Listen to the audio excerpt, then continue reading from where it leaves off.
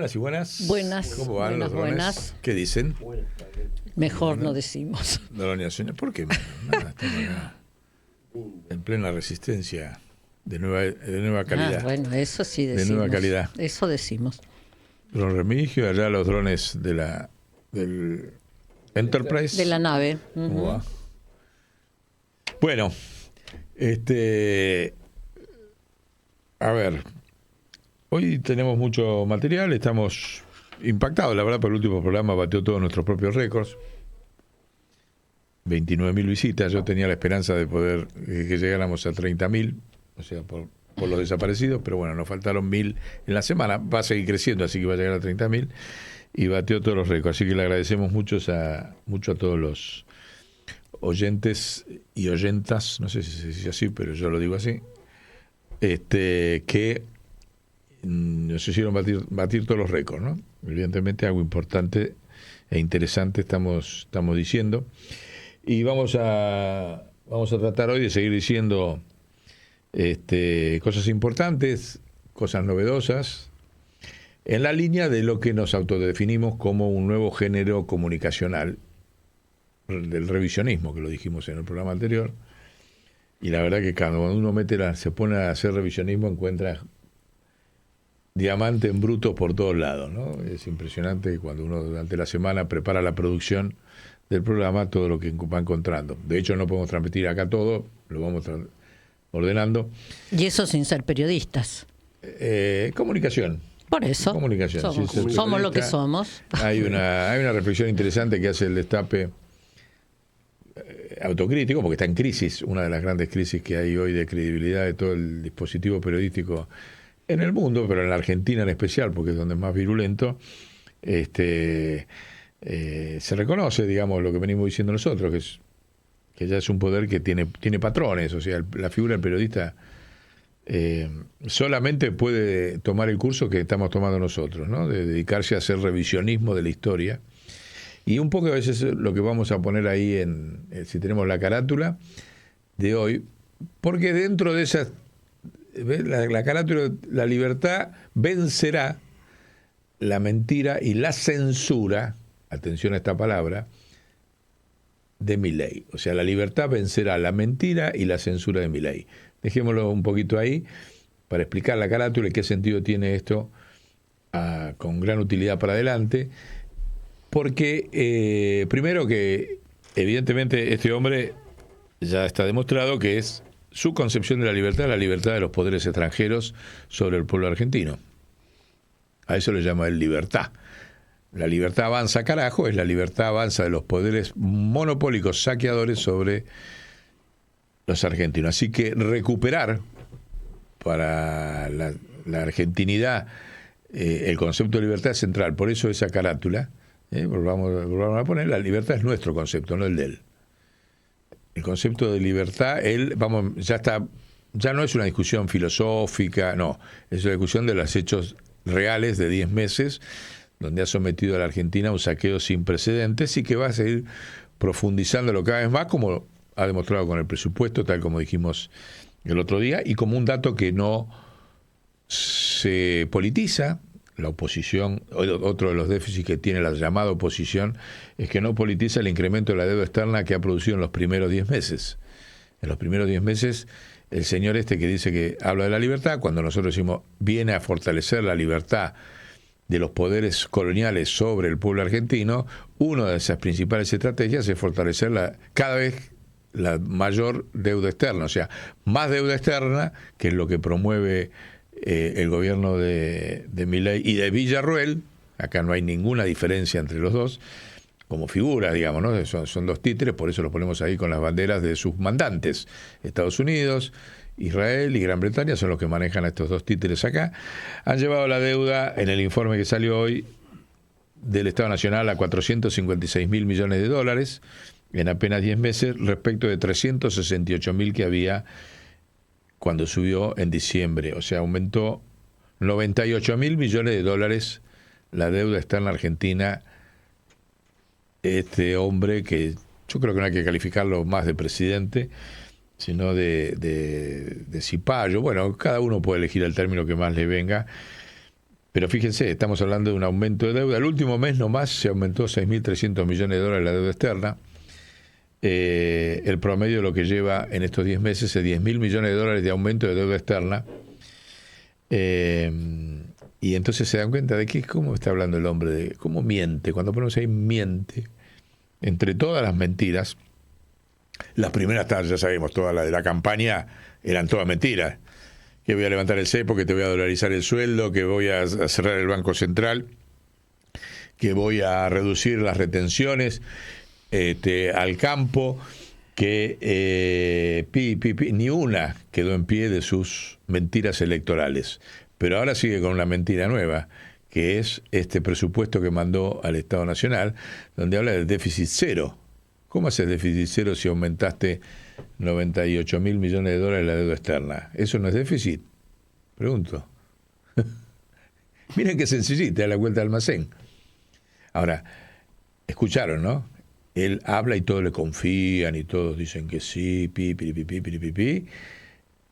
porque está diciendo que está con déficit cero, cuando la realidad es que aumentó el déficit de la deuda externa a razón de 10.000 millones de dólares por mes. Y la proyección, calculen ustedes, en 4 años son por lo menos 300.000 millones de dólares más. O sea que cuando termine Milei, el déficit de la Argentina, en nombre del superávit, fíjense el grado de cinismo, mentira y censura, ahora vamos a hablar un poquito de la censura, hace que el objetivo colonial de Milei, que son las instrucciones de la OTAN, estamos claros, ¿no? Que es un títere, lo hemos dicho siempre, es que la deuda externa de la Argentina sea cada vez mayor, porque cuanto mayor sea la deuda de la Argentina, más difícil va a ser deshacerse de eso, o no. Ahora vamos a hablar de eso, o no. En el programa 149. 149. No lo habíamos dicho. Uy, cierto, nos olvidamos. Estamos a 1 del 150. Claro. ¿Qué tal, 300 horas de emisión. Me acuerdo cuando hicimos el programa 100, se lo hicimos al Diego, ¿no? Sí. Al Diego ahí. Ahí tenemos un videíto de Diego con Charlie, que por ahí para poner una noticia de humor muy divertida, si lo tenemos, camino al 150, porque Charlie va a tener una cuestión muy importante en este programa por su nuevo disco, como parte de la resistencia en que ha empezado el pueblo argentino por diversos canales. ¿Lo tenemos ahí? Miren qué divertido. Flaco, contame, ¿qué pensaste cuando te tiraste del 9º piso? ¿Qué pensé durante la caída o qué fue el disparador? ¿El disparador? Okay, listo. El disparador. Te cuento todo. El asunto es que no podía salir yo de la habitación porque estaba preso. ¿Ah, sí? Sí. Y las personas que hicieron el delito estaban al lado mío y tiraron un par de sillas a una chica que me tiró un vaso, a la cual ni conocía ni sabía quién era. Y estos muchachos, ¿no? Al llegar a los míos, me defendieron tirando una silla a una chica, lo cual no es muy caballeroso, es cierto. Pero me vinieron a buscar a mí. ¿Ah, sí? Sí, y me tuvieron toda la mañana de comisaría en comisaría diciéndome, la justicia es igual para todos, algo así. No sé, igual, después me encerraron en la habitación y yo un momento miré y le dije, sí, igual es a tu sister, brother. Hace esto, ¡pum! Y cuando estaba en el aire, esperaba verlo a Dios, no te vi.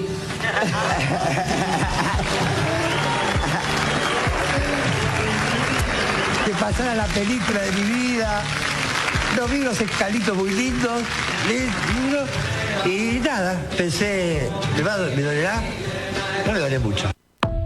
Bueno, lo ponemos porque realmente es una nota de alegría muy interesante. Esto, te demuestra la creatividad infinita de Charlie, que tiene que ver con esta carátula, porque estamos hablando de la censura. Él fue de los primeros que saca un disco, ahí si tenemos la tapa, de Pequeña Delicia ¿cómo era? De las instituciones, no me acuerdo cómo se llamaba, allá en el 74, ahí está.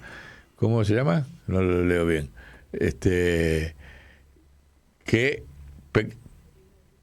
Pequeña Delicia de las instituciones, y hay un tema ahí que le dedica al que era por entonces el censor, Tato, que después fue un personaje que duró toda la dictadura y que dio origen a una película con Ulises Dumont, Y entonces ya Charlie viene con sus letras, como me lo dijo una compañera, prestarle mucha atención porque la capacidad de interpelación de Charlie y que la censura no lo pueda agarrar viene desde siempre. Y es verdad, ya ahí venía y siguió escribiendo, acuérdese, los dinosaurios tienen que desaparecer, bueno... ¿Quién sabe Alicia este país? Alicia ¿no? Hay que hacer todo, dentro del revisionismo, esta estrategia hay que revisar todas y resignificar todas las hermosas letras que hizo Charlie sin entregarse al poder y que tiene esa potencia, pero aparte esa creatividad, fíjese, ya van dos, o sea, le dijo pelotudo, lo vimos en otro al pelotudo, a la nata, y le dice Dios a Maradona, ya está. ¿Te das cuenta quién está del lado de la patria y quién está del lado del cipallaje colonial, ¿no? Y a cada instante le sale solo, porque eso de decir, me estoy tirando 7 pisos de un edificio y estoy buscando a ver y no te vi, claro. Es una genialidad realmente muy alegre.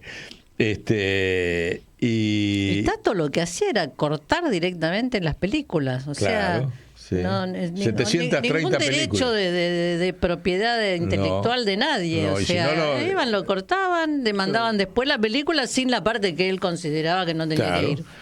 En alguna medida se juntaba con Cinema Paradiso cuando cortaba los besos. ¿Se acuerdan? Claro. Estamos hablando hace 70 años atrás. Bueno, pero volvamos a la parte central del planteo de esta primera parte, que es la cuestión de la censura, ¿no? O sea, ponemos... ahora, Charlie acaba de sacar un nuevo disco que se llama La Lógica del Escorpión, donde vuelve, ahí está, vuelve a hacer una serie de temas muy interesantes, pero el nombre del título hace una alusión directa a la parábola de la rana y el escorpión. Y la letra es esa, con algunos retoques que él hace, recupera esa letra, no sé realmente de dónde viene, si es una metáfora, una fábula, bueno, ya iremos investigando. Fíjense, ahí lo tenemos, dejarlo un cachito, porque ahí es la rana que se ofrece para llevar al escorpión del otro lado del río. El escorpión le advierte, pero mirá que mi naturaleza está picarte con mi veneno y nos morimos los dos. Entonces, que Charlie haya puesto este libro en esta Argentina de hoy, este disco en esta Argentina de hoy, vuelve a ser una metáfora genial de lo que está viviendo la Argentina. O sea, el 54% que votó a Milei. Ahí lo tiene el Charlie de hoy. Miren cómo está, sigue produciendo, aún cuando uno ve ahí viejito, con todo su equipo, produjo este disco. Y te está regalando la metáfora de la Argentina. A ver si dejamos de subir al escorpión a la rana. Porque el escorpión, ¿saben qué es? Son los poderes internacionales. Es el Fondo Monetario. Que no lo compra, no lo trae solamente Milei y la clase media desesperada. También lo compra un peronismo que no se anima a decir que va a investigar la deuda externa. Y que se congratula de haber sido pagador serial. Y que parece que vuelve por el mismo camino, por todos los indicios que hay hasta ahora. Entonces, el disco de Charlie no es solamente una interpelación con esta fabulosa metáfora y fábula de la rana a este gobierno, es a toda la sociedad argentina. Porque una sociedad argentina que vuelva a subir al escorpión, que vuelva a subir, como le escuché decir el otro día a Cristina, bueno, a lo sumo vamos a refinanciar en cuotas la deuda externa, es seguir subiendo el escorpión a la rana del pueblo argentino. Entonces, Charlie está marcando el camino que no hay que seguir. O, ¿cómo termina la rana? Efectivamente, en la mitad del río, el escorpión lo picó con el veneno y se murieron los dos. Se murió la rana y el escorpión. Entonces, nuevamente, Charlie clavando una bandera nacional y social que no se anima a clavar hasta ahora ninguno de los factores, muchos honestamente, otros no tanto, y de eso vamos a hablar un poquito ahora, porque pongamos la carátula, pongamos la carátula de vuelta sobre este tema de las mentiras, ya las dijimos, ¿no? Se sintetizan, pero la censura de Milei es una censura que abarca a toda la sociedad. Milei es el coyunturalmente Tato, si quieren, o Villarruel, coyuntural, pero la censura está institucionalizada. Porque uno encuentra censura en la farándula, gran promotor de la censura, por acción o por omisión. O sea, el sistema es muy hábil. Encuentra censura en lo académico, ahora lo vamos a ver. Encuentra censura en el diagnóstico político, el diagnóstico económico. En el periodismo ya lo sabemos, eso está más trillado, es más evidente todos los días de que todos los periodistas tienen una terminal económica que les censura la cabecita todos los días, o la lengua de lo que pueden decir y no pueden decir. En las efemérides también hay censura, ahora las vamos a ver. Y así podemos seguir. Vamos a tratar algunos de los casos de eso, pero para que el tema no sea muy denso de entrada, aunque el tema de la censura es denso, porque ya le digo, abarca, fíjense lo que le dije, académico, farándula, periodismo, efemérides, cine y diagnósticos económicos falsos que conducen a políticas económicas falsas. Por ejemplo, cuando Cristina, en un documento que aparentemente se pretende ser conductor del peronismo, plantea de que la economía es bimonetaria, está censurando también Cristina, porque la economía es trimonetaria, y ahora lo vamos a demostrar. Y ella lo sabe. La economía bimonetaria es en todos los países del mundo. Ahora, la economía trimonetaria organizada para la fuga y el saqueo es en la Argentina. Entonces ahí también hay una censura en el diagnóstico que conduce a políticas falsas, como fue el Frente de Todos. Un diagnóstico falso de que el problema es la economía bimonetaria condujo a una política falsa que fue el Frente de Todos y el fracaso que dio origen a Milei, que tiene otro diagnóstico falso y otra política falsa. Las consecuencias las viene pagando el pueblo con su pobreza y la nación con su soberanía. Entonces, ese problema de censurar los diagnósticos, y una de las formas principales y peores que ha tenido el peronismo es que no se somete a debates los diagnósticos. Se pontifican, así, ¿cómo se dice? Se pontifican. Se pontifican desde supuestos altares de honoris causa, y eso no es debate. Y no interesa los antecedentes. La crisis del país exige de que cualquiera se baja a hablar al llano cara a cara con cualquiera. Y basta de altares, porque ya no necesitamos, el pueblo argentino para salir de esta no necesita la conducción, homilías. Claro. No necesita púlpitos de honoris causa. No nos interesan más esos lugares. Entonces, pero bueno, antes de seguir avanzando, vamos a hablar un poquitito, volvamos a la farándula, por ejemplo, que es lo más conocido. Bueno, la farándula cumple un rol. ¿Quiénes son? Por ejemplo, vamos a poner 3 casos simbólicos, por acción y por omisión. Por ejemplo, Mirta Legrand, Susana Jiménez y Tinelli, si ustedes quieren, son los 3 símbolos máximos de la farándula del establishment colonial en la Argentina, en la democracia. No importa si alguno venía de antes, ¿no? Pero el peso que tomaron en los 40 años de democracia, en la formación del sentido común, invitando y omitiendo invitaciones, invitando a los personajes del establishment de todo tipo y omitiendo a los personajes del campo popular de todo tipo, eso es censura. Porque no se censura solo por no decir, se censura por acción y por omisión. Entonces, las mesas de Mirta Legrand, todos sabemos perfectamente que el productor de Mirta Legrand trabaja con los servicios de inteligencia. Quedó demostrado con el caso de Natasha Haidt, que fue el escándalo más grande que tuvo, lo reconoció Mirta Legrand. Nunca me había pasado esto en mi historia artística. ¿Sí? Y eso lo manejaron los servicios de inteligencia con el nieto, creo que, no sé, el productor que se maneja directamente y cobra de los servicios de inteligencia. Y sigue cobrando hoy. Después ella puede hacerse la coqueta y qué sé yo, pero los que se sientan en la mesa son todos del establishment colonial. Susana Jiménez ni hablar. Y Tinelli, ya sabemos lo que fue la tinelización, ¿se acuerdan? Antes se decía de la política. Pero bueno, eso por la acción, ¿se da cuenta? Entonces hay una censura que nosotros tenemos que hacer un revisionismo muy crítico de todos estos personajes, hay que demolerlos, hay que demoler a Mirta Legrand, hay que demoler a Susana Jiménez, hay que demoler a Tinelli.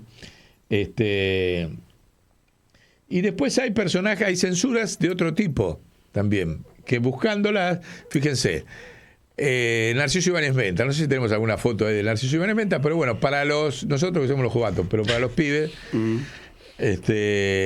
Narciso Ibáñez Menta era como el Hitchcock, que también estoy seguro que no lo conocen. Era Hitchcock, era el capo del terror en el cine de terror en el mundo, y Narciso Ibáñez Menta era el capo del terror de las novelas de terror que salían en Canal 9 de Romay. No sé si hoy hay un género de terror. Sí, entre los chicos hay de dibujos animados de terror. Dibujos animados. Son con otras características, ¿no? Claro. Bueno, el asunto es que cuando estaba buscando a Narciso Ibáñez Menta encuentro que hay 2 series espectaculares, novelas que se emitieron en Canal 9 cuando había una densidad nacional interesante, aunque no homogénea ideológicamente, era una densidad nacional. Y entonces Romay, que era el dueño de Canal 9, fue el tipo que bancó y financió y produjo todas las novelas en la Argentina, con Migré, que fue el gran guionista de todo el éxito de las novelas en la Argentina. Narciso Ibáñez Menta, otro guionista en el género de terror. Hizo 2 películas que fueron quemadas, fíjese lo que es. Las películas fueron borradas, o sea, El hombre que volvió a la muerte, la dictadura quemó todas las ediciones de la película, no se encuentra más. No hay, usted va a Canal Volver, a donde quieran. El hombre que volvió a la muerte, que tenía un rating de 22 puntos a la noche, me acuerdo porque yo lo veía cuando era chico, y la dictadura decidió que esa novela legitimaba violencia contra el poder, que era lo que hacía, porque lo habían usado al hombre de experimento, había salido mal, entonces Narciso Ibáñez Menta, que era Elmer Banges, por ahí tenemos alguna imagen, ¿no? Está con una famosa máscara, porque tenía toda la cara quemada por el experimento. Se dedica a vengarse de los científicos y de la empresa que lo usó a él como experimento. Conejito. Entonces, Blum, quemaron todas las películas. Eso hizo la dictadura, o sea, censura por omisión ya ahí drástica. Ahora, buscando eso encontré otra que es más potente todavía, de Narciso Ibáñez Menta, que es El monstruo no ha muerto. Esto es más todavía, fíjese la importancia del revisionismo que estamos planteando. No lo estoy planteando solo anecdóticamente para que este programa sea divertido, también intento. Pero hace 20 años, en un galpón en San Telmo, apareció un rollo de película tirado ahí entre las cosas viejas que se venden en San Telmo, y que era una película donde aparecía un señor actuando de Hitler. Era un solo rollo, corto, y no podían determinar quién era el actor. Resultó ser que era Narciso Ibáñez Menta actuando de Hitler en estos 9 capítulos que se llamaron El monstruo no ha muerto. ¿Cuál era el guión que había hecho Narciso Ibáñez Menta y que pagó Romay la producción y que se emitió por Canal 9? Era que Hitler no había muerto, sino que estaba refugiado en Estados Unidos, y desde Estados Unidos estaba conduciendo todas las guerras del mundo, especialmente la más crítica en ese momento, que era la de Vietnam. ¿Qué tal? Fíjense, pequeño, cómo descubrieron haciendo revisionismo lo que encontraron este rollo, porque no lo podían ni siquiera distinguir de quién era el actor que aparecía en esos pocos minutos que encontraron tirado en un rollo, revisando la TV Guía y la Radiolandia, o sea, las viejas revistas de la programación periodística cuando no había internet y tenías que ir a... Y ahí encontraron que efectivamente hubo 9 capítulos que editó Romay, y fíjense. Entonces, y te los quemaron también, la dictadura te quemó eso también, ¿sí? Y nadie tiene, ni siquiera los archivos de Romay, ni los archivos de la familia de Narciso Ibáñez Menta, que me encargué de averiguar, tienen ninguna copia de esas 2 obras espectaculares que tenían un rating bárbaro. Bueno, entonces fíjense cómo la farándula es un tema estratégico, ¿sí? Bueno, Evita, en ese momento era la radio. Fíjense desde qué momento el campo popular tiene que priorizar, porque Evita sin la radio no hubiese sido Evita, ¿sí? Entonces, pongamos dentro de la estrategia de revisión una estrategia muy profunda para las próximas etapas de recuperar la soberanía nacional con la farándula. Y como antes se invertía, ¿no?, en producir ese tipo de programa, y ahora en que se invierte. Exactamente. ¿No? Digamos que los canales de aire ni siquiera ficción tienen, que es un reclamo que se está haciendo ya hace muchos meses, ¿no? Es que ya no son nacionales. Por eso machaco en que Romay era un capo de lo nacional. Sí, permanente para los actores, las actrices. Miren otra, y con esta pasamos para que no sea tan aburrido. Rolando Rivas. Rolando Rivas, taxista. Para nosotros fue todo un boom. Estamos hablando del año 1972-1973. Fue la novela más vista en la historia argentina, 60 puntos de rating. Claudio García Satur hacía de taxista. Fue la primera novela que se filmó en exteriores en la Argentina. Ahí tienen las imágenes. Entonces ahí va con Nora Carpena. Entonces Migré hizo el guión, se lo llevó a Romay, que era donde lo llevaba en Canal 9. Romay dijo, no, esto es muy caro, andar firmando en la calle. Aparte, ¿a quién se le ocurre hacer una novela con un guión arriba de un taxi? No le dio pelota. Migré se lo llevó al otro monstruo de la televisión, que era el cubano Boar Mestre de Canal 13. Lo tomó, 60 puntos de rating, fue un boom espectacular. Bueno, eso era cuando nosotros éramos adolescentes. ¿Por qué lo traigo acá? Porque se han hecho... Ahora se cumplieron 50 años, se hicieron un montón de homenajes y qué sé yo. Entonces el tipo iba subiendo personajes, Nelly Lovato, Falú, y entonces iba charlando él como tachero. Y entonces hubo 2 años. Entonces fíjese cómo te manejan la memoria y la farándula te planifica la omisión. Cualquiera que le pregunta de Rolando Rivas taxista, dice Rolando Rivas taxista y Soledad Silveira. Y Soledad Silveira era la pareja. Bueno, pero hubo 2 años. Eso fue en el 72. En el 73, que era la típica novela del pobre vinculado con la nena rica, porque era Helguera Paz, se llamaba Soledad Silveira, de la oligarquía, y el otro era un laburante del taxi. Rivas. Se genera una historia de amor, Sí. Bueno, era clásico eso en las novelas. Sí. Ahora, el segundo año está borrado de la memoria colectiva y del relato de Rolando Rivas taxista, porque en el segundo año el romance no es con Soledad Silveira, es con Nora Carpena. Por ahí la teníamos, ¿no? Ahí la volvemos a poner. ¿Y por qué está borrado? Porque ¿sabe quién era Nora Carpena? En el guión de Migré, en el año 73. ¿Le suena 73? Un señor que hacía muchos años que andaba exiliado y que volvió ese año acá, con 60 puntos de rating, y siendo la primer novela que vieron los hombres. La primera novela en la historia argentina. Siempre hasta ese momento las novelas las veían solo las mujeres. Esta fue la primera novela de género, ya que como estamos hablando ahora, mixto, donde por eso tenía 60%. Ahí está con Nora Carpena, Rolando Rivas.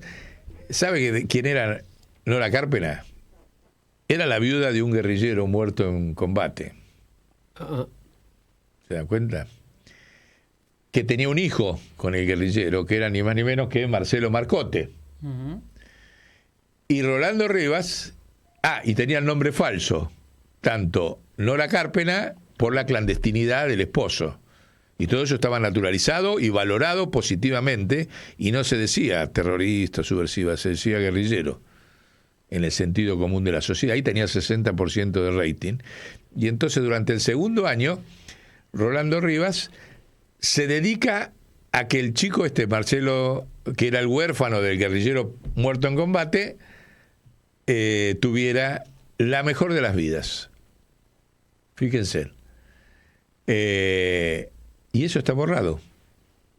Le pregunté a medio mundo si se acordaba de esto, de Rolando Rivas, y no lo sabe nadie.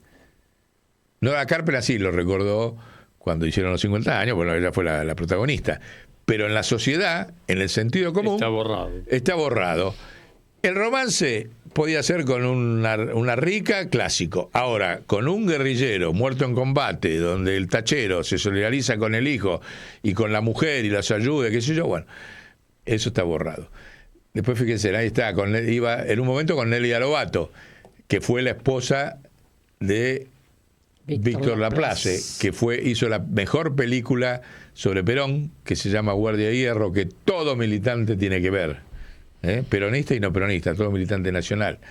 Y entonces iban haciendo capítulos así con distintas... por ahí tenemos también un piropo. Si llegamos al piropo final, le ponemos el audio porque vale la pena que quede grabado ese momento histórico de otro tipo de relación entre hombre y mujer muy respetuosa. Pero bueno, esto viene a cuento de, fíjese cómo opera la censura. ¿Se dan cuenta? Te censuran la memoria, te censuran lo que fueron los climas de época, porque ese Rolando Rivas es producto de un clima de época, ese guión de Migré. No era que Migré era un revolucionario. No, para nada. Ni que nada. Pero el tipo sabía que la sociedad respetaba eso. Entonces en el guión, para tener rating, ponía eso. ¿Cómo eso? Claro. ¿Está? Ahora, después te lo borran en el redacto actual. No es lo mismo discutir Rolando Rivas o aprender de Rolando Rivas con estos dos amores que tuvo que con uno solo. Me censuran un amor. ¿Por qué? Y una paternidad de hacerse cargo de los hijos de un combatiente. Bueno, es una solidaridad interesante la que reflejó ahí Migré. Entonces, esto sigue y sigue también. ¿Encontramos ahí el piropo o no? Bueno, lo dejamos para más adelante. Igual no quiero ponerlo el piropo, porque vale la pena que quede registrado en la memoria del programa. Cuando lo tenés me avisás que de alguna manera volvemos. Sí. Ahora vamos a ir a la parte de las efemérides.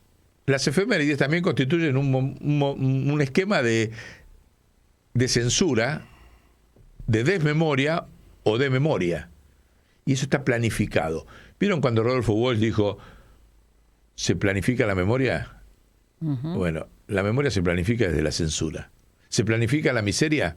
Dijo en su carta famosa a la Junta Militar. Bueno, para poder llevar adelante la planificación de la memoria, de la pobreza, hace falta planificar la censura.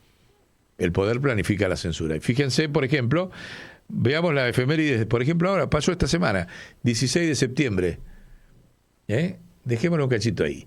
16 de septiembre, toda la mayor parte del activismo político y derechos humanos y hace memoria sobre la noche de los lápices, que fue un 16 de septiembre. ¿Sí?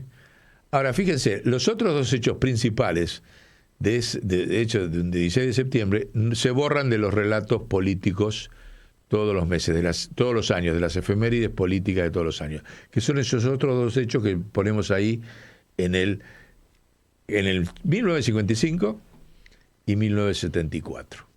No es casual tampoco, porque la noche de los lápices no es casual que la dictadura militar elija ese día. Ahora fíjense, ellos tienen la capacidad simbólica de elegir un día coherente con la historia, y nosotros después nos planifican borrar esa historia. Son bravos los muchachos, ¿sí? Porque en 1955 fue el golpe a Perón. Y como lo vimos en otro programa, ese golpe fue para evitar el acuerdo estratégico de Perón con la Unión Soviética. Tampoco está puesto en el relato. No está puesto la fecha y mucho menos por qué, los motivos del golpe. En 1974, ya cuando estaba ahí Perón había muerto en julio, o sea, a los 2 meses de morir Perón, asesinan en el marco de la Operación Cóndor, que también se borra el relato, se habla de las 3A y no se habla de la Operación Cóndor, fíjese cómo se trabajan las efemérides, asesinan a Atilio López. Y nadie sabe quién es Atilio López hoy. Nosotros le pusimos a Atilio López, ¿te acordás? A la oficina de empleo en Solano, cuando estuvimos en la gestión del municipio. Y nadie sabe quién es. Le pregunto a cualquier militante peronista quién es Atilio López y algún viejo se acuerda. Atilio López fue uno de los 2 que hicieron el Cordobazo. No fue Tosco el que hizo el Cordobazo. Lo hizo Elpidio Torres del ESMATA de la UOM, y Atilio López, que era el secretario general de la UTA, el transporte de Córdoba. Esos 2 fueron con consejo de guerra. Después fueron candidato a gobernador, cuando gana en el 73 Perón, Obregón Cano, Atilio López. Y era de la corriente del peronismo revolucionario, de Montoneros, Atilio López. A ese lo matan un 16 de septiembre del 74, a un tipo simbólico. Entonces desaparece. ¿Quién hizo el Cordobazo? Desaparece que la operación la hizo las 3A y no la hizo la Operación Cóndor. Y desaparece hoy de la fecha, porque La Noche de los Lápices tapa aquellos, más allá de que es un drama que está mal planteado, el de la película, y que desmoviliza y paralizó a los estudiantes, ese guión de esa película. Más allá de ese es otro aspecto, pero la realidad es que sobre el 16 de septiembre se habla de un solo hecho y no la continuidad de 3 hechos que llevan 70 años ya, no sé cuánto hay que hacer el cálculo. Y el contenido aparte. ¿Qué recuerdo? ¿El drama del asesinato? ¿O quiénes son los responsables del asesinato y los verdaderos objetivos? El objetivo era que Perón no se uniera con la Unión Soviética y que después el peronismo, muerto Perón, no girara hacia una posición revolucionaria, y por eso actúa la Operación Cóndor, empezando a sembrar terror, matando a los principales referentes. Y después, cuando vienen los jóvenes que resisten a la dictadura, los matan también. Ese relato no está. Entonces, eso es censura. Y es más, muchas veces la censura se produce no porque haya alguien que la planifique. Como Tato. Claro, uno hay un tato. Muchas veces hay un tato. Sí. Y hay un tato sí en la edición, porque si vos vas con esta línea, no salís en la televisión. Sí. Si vos vas con esta línea, no te publico el libro. Si vos vas con esta línea, no te hago un reportaje ni por radio, ni qué sé yo. Ahora, después hay otra parte de la censura que es la desmemoria, el desconocimiento de la gente honesta, que es la mayoría del pueblo. Porque hay un montón de militantes que reivindicarían esta línea. Pero si la conducción de un país no tiene esta línea de continuidad, pierde. Entonces hay una censura también en la conducción del país. En los que no son el gorilaje, son compañeros propios que no no logran como rescatarlo, ¿no? Sí, no se animan. Creo que hay una cuota de miedo de hacer un rescate así, porque saberlo lo saben, Esta 3 fechas la conoce todo el mundo. ¿Por qué no le hacen un homenaje conjunto a todos? Y entonces va uno y le hace un homenajito acá. Tienen miedo. Hay miedo. Es verdad. Entonces, y bueno, podemos seguir con otros. Pero bueno, ahí tienen un panorama completo de cómo el tema de hacer un revisionismo sobre la censura abarca todo. Entonces, una de las metodologías de género nuevo que estamos creando es en estos 3 ámbitos: sobre la farándula, sobre el periodismo, sobre la academia. Ahora vamos a hablar de lo de la academia, y sobre los diagnósticos falsos, como es que la economía es bimonetaria. Y ahora vamos a desarrollar eso. Porque el problema en esto, y acá un pequeño aporte conceptual para este nuevo género, rapidito, porque si no es muy denso, es que si no hacemos un revisionismo, vamos a la pérdida de la soberanía comunicacional. Y la soberanía comunicacional y la soberanía monetaria y financiera son las 2 caras de la misma moneda. Primer concepto. Segundo concepto: ¿cómo se maneja esa soberanía? Es un problema. Ellos te manejan la censura a través de la proporción entre mensajes emitidos y mensajes que llegan. Eso es central, mensajes que llegan. Porque nosotros acá podemos hacer el programa como nos gusta, estamos contentos, nos vieron 29.000 compañeros. Ese es el mensaje que mandamos en 2 horas de programa. pero ¿a cuánto llegan? A los 48 millones no llegan. Ellos sí llegan a los 48. Entonces ahí tenés un problema central a revertir. Porque esa diferencia de proporción entre los mensajes emitidos y los mensajes que llegan termina determinando qué tipo de capital simbólico tiene el pueblo. Y a partir del capital simbólico se generan las acciones. Entonces, ese flujo de capital simbólico está manejado por los medios, las redes racistas, los algoritmos del racismo, el control de la memoria, la desaparición de contenidos, la estigmatización, la resignación, el arrepentimiento, la tergiversación y confusión de los hechos históricos. Y sobre estos escalones se va construyendo la censura y la memoria, y conciencia o inconsciencia de la sociedad. O sea, la censura es un arma de formación de la opinión pública. Central.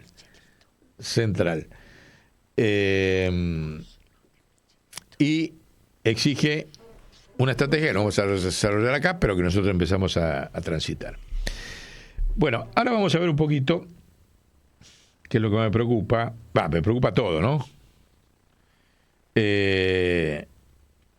Por ahí, antes, no querría comentar, Remigio, muchacho que es un youtuber, influencer, que decía también sobre todo el manejo de las redes. Sí, Michelo es un compañero, es un muchacho salteño, que yo la verdad es que no lo conocía, que él comenta ahí termina yendo ahora fue a la asamblea de Venezuela. Sí, en la asamblea hace un pequeño comentario de la vida de él, que él era un tipo que se dedicaba a hacer arte callejero. Aparece el telefonito. Aparece, el COVID aparece. Y se tiene que meter adentro, empieza a quedarse solo, empieza a sentirse mal, empieza a hacer videos y bueno. Y ahí empieza a cambiar la situación de ánimo de él. Pero al final termina con toda esta cantidad de problemas que están ocurriendo, termina siendo un influencer político, charlando con los compañeros de Venezuela. Claro, pero subiendo 60 videitos por día, decía, ¿no? Estaba todo el tiempo metido ahí con el teléfono hasta que se da cuenta cómo están usando esto que vos decías recién, cómo manipulan, que él puede llegar a mucha gente, pero del otro lado manejan mucha más, posibilidad de difundir. Y aparte afanaron una cuenta con creo que 2 millones o cosas por el estilo de seguidores, ¿sí? Sobre el trabajo que está haciendo. Y como comenta, ¿sí? Ahí a los compañeros de Venezuela, ¿no? El tema de que tengan cuidado de cómo desarrollan, que tiene que ver con también con Verónica Sforcing, ¿no? Que hay que tener en cuenta el tema de regular los medios de redes, ¿sí? Pues si no se te ponen en contra y te dan vuelta, que la Argentina hoy estamos... No plantea esto, pero sería como que nos estamos pegando tiros en la rodilla continuamente. Pues siempre votamos en contra. Y hace un llamado, ¿no? Ahí lo veíamos recién en imágenes, un llamado a los jóvenes a que paren de estar todo el tiempo dependiendo de los mensajes que se mandan por los celulares. Sí. ¿No? Que tengan un poco más de cuidado, atención a ver qué es lo que miran, qué es lo que escuchan. Digo, que él, un joven que viene, ¿no?, de haberlo pasado todo ese proceso, haga ese llamado, es interesante, ¿no? Sí. Está el video ahí como para verlo, dura aquí unos 15 minutos, pero muy bueno. Bien, vamos a verlo. Ese llamado sería mucho más rápido y eficaz si la dirigencia, que es enemiga de Milei, hiciera lo que tiene que hacer. Se declara enemiga y ataca. Porque si vos le pedís a los jóvenes que solito, dejo de ver esto, ¿y qué veo? ¿Qué me dicen? ¿Qué me llega? Me llega que lo único que disputa son los cargos de listas del año que viene. Bueno. Y entonces me quedo mirando el video de TikTok. Y tiene razón el pibe, ¿eh? ¿Sí? ¿Se das cuenta? Porque es tan pobre, y ahora lo vamos a ver, y encima con mentiras de diagnóstico y de solución. Entonces, no hay que responsabilizar a los jóvenes de lo que los que no son tan jóvenes no hacen.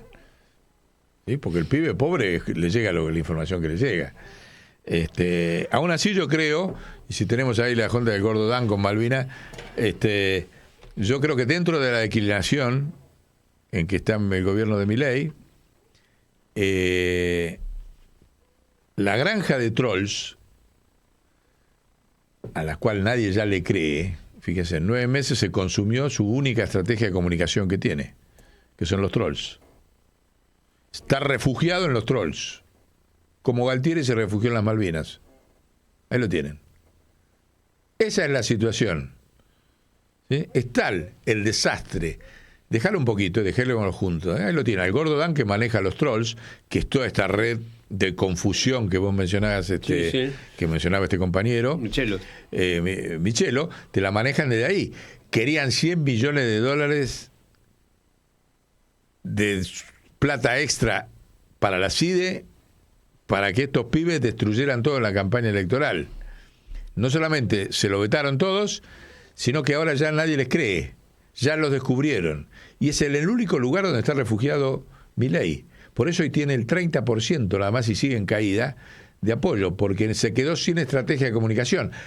Si tu estrategia de comunicación es la obscenidad de todos los miércoles cagar a palos y a gases a los viejos, de encima ir a festejar con un asado obsceno a Olivos, de seguir insultando, de seguir cada vez mintiendo más y censurando los medios de comunicación y queriendo meter presos a los periodistas o a los dueños de medios que quieren atacarte, y vos te refugiás en nuestro sos Galtieri.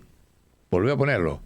Hoy, Milei, y lo dice este señor, me la banco, socialmente ya es Galtieri, porque la resistencia, aunque no hay conducción, porque no se animan a conducir, porque tienen miedo de que saben que si se animan a conducir no dura los 4 años, déjame esta imagen ahí, no dura los 4 años, entonces Cristina sale con un diagnóstico falso, como es la economía bimonetaria. Axel se calla la boca porque no termina. No termina del peronismo decir qué piensa hacer cuando el pueblo vuelva a depositar la esperanza en algún símbolo del peronismo. Y es lo que va a pasar, todos lo saben. La CGT, ni hablar. Hasta que no se divida, como dijimos, los principales gremios se vayan y dejen a los gremios de la CIA claramente enfrentados entre CGT Colonial y CGT Nacional, no tiene diagnóstico. ¿Sí? Entonces, en ese contexto, donde no hay conducción de ningún tipo, y piensan que la conducción va a salir de una elección, de una interna, de una lista de diputados. No, muchachos, no están entendiendo. No están entendiendo porque la sociedad ya empezó a transitar por el lado de la resistencia, cuyo empieza a tener síntomas de todo tipo. Empieza a tener el síntoma de, por ejemplo, del disco de Charlie. Las letras del disco de Charlie son una denuncia de cómo funciona la sociedad hoy. Y el peronismo está siendo la nueva rana. Porque al no hacer el diagnóstico del problema, y ahora lo vamos a ver, de la deuda y de que la única, a estos niveles de deuda que va a tener, no tiene otro camino el peronismo que declarar el default, o se declara antes y tener que resolverlo, y se resuelve con lo que no se hizo en 40 años de democracia, que fue investigando la deuda externa, y no lo está diciendo. Y por el contrario, Cristina, bajo el eufemismo falso de economía bimonetaria, porque la economía es trimonetaria, ahora lo vamos a desarrollar, sigue planteando la ilusión, bueno, vengan los votos para acá, y lo de la CGT se hacen los boludos, dejen que la desesperación, dejemos de eso ahí, esa carátula, la desesperación del pueblo va a votar a cualquier peronista, cualquier carita cualquiera que use la cara de Perón lo va a votar, y es verdad, va a pasar. Ahora, con el diagnóstico falso van a durar menos que Milei, si Milei duró 9 meses y hoy ya es Galtieri en las Malvinas, un peronismo que vuelva a estafar la esperanza peronista dura 3 meses. Y la muerte del peronismo. Puede ser o no, pero acá se trata de que no muera y que no fracase. Entonces hay que cambiar, hay que salir de los diagnósticos falsos. Y eso requiere 2 aspectos, que son justamente estos. Asumir que el peronismo tiene que enfrentar el default y la investigación de la deuda externa y no tiene que tener miedo a eso. Y tiene que empezar a construir la política ya. Porque si no se construye una política ya que acumule fuerzas para enfrentar el default y para hacer lo que hay que hacer con el sistema financiero, como ya lo venimos diciendo reiteradamente en todos los programas, fracasa. Dura lo que un canasto. Nada. Entonces, ahí hay 2 aspectos. Primero, salir del diagnóstico falso de Cristina, pongamos la cosa, pongamos la carátula. Milei es la libertad de la economía trimonetaria colonial. Así está funcionando la economía que construyó la democracia y Milei vino a profundizarla. Milei, Macri, los radicales vinieron a profundizar eso. Por eso están destruyendo todo, desarmar aerolíneas, el plan nuclear, entregar todo lo que se están haciendo es para que sea mucho más difícil después desarmar la economía general, colonial. Ahora, por otro lado tenés a Cristina planteando un eje falso de la economía bimonetaria. ¿Sí? Las 2 patas son resolver la economía trimonetaria, que implica la revolución financiera que ya sabemos que hay que hacer del Banco Central, y por otro lado, declarar el default y la investigación de toda la deuda. Y ahí vamos a poner un capítulo, un librito.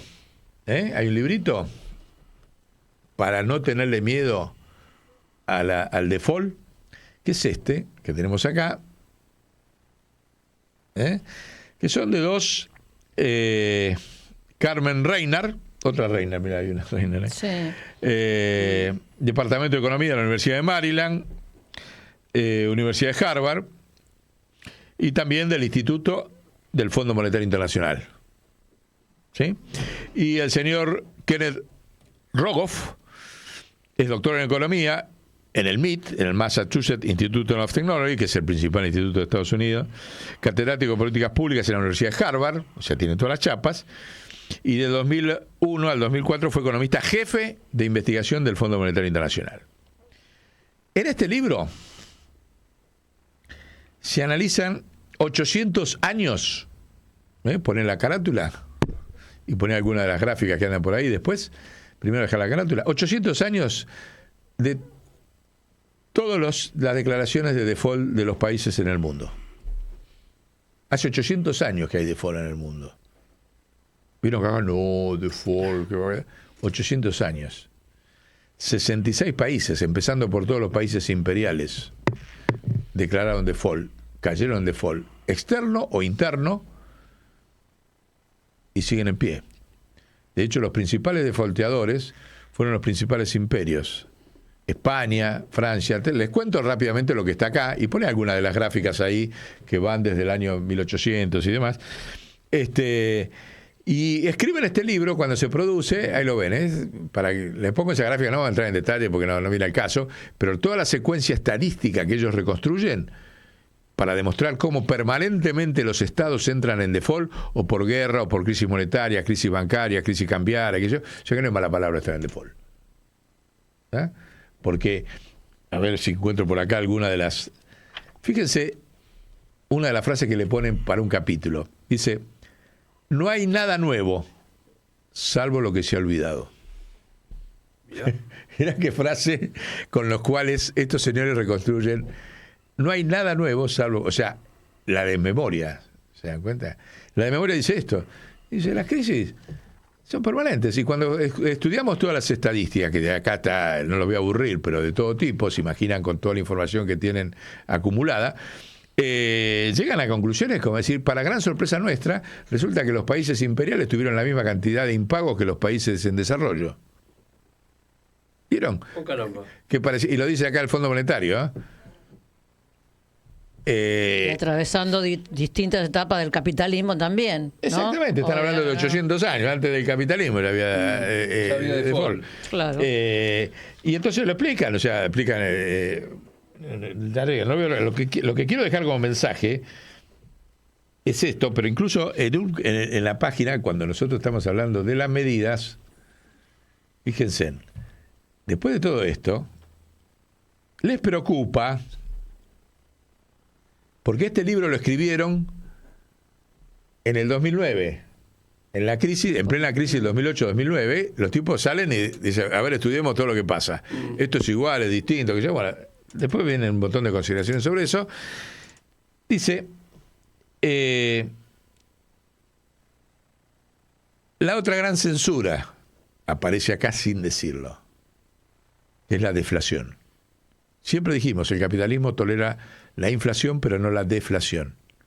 ¿Sí? Y ellos acá lo sinceran, muy suavemente, porque estamos hablando de los capos del Fondo Monetario.